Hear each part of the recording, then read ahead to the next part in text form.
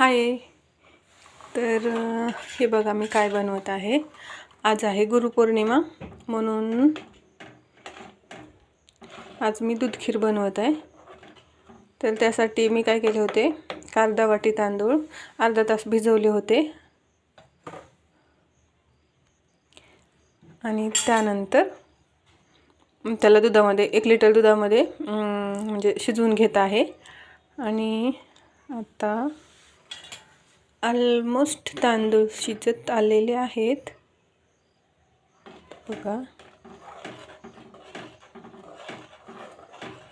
हे ना दुधाचंच म्हणजे पातेलं होतं आणि साय वगैरे होती मध्येच ह्याच्यामध्ये. तर हे बघा इथं साय हे झाल्यासारखी झाली अशी. तर आता याच्यामध्ये मी टाकणार आहे. तर खिरीमध्ये टाकण्यासाठी इथं मी घेतलेली इलायची, बदाम, काजू आणि इथंही घेतलेलं आहे खवा आणि इथं साय घेतलेली आहे. इथंही मी साय टाकणार आहे मध्ये.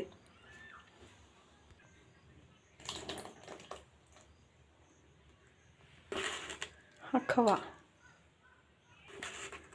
मनुके,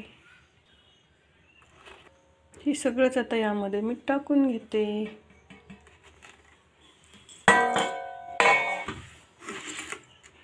त्याला मी थोडंसं हलवते. खीर तर एकदम वास खूप छान येतोय.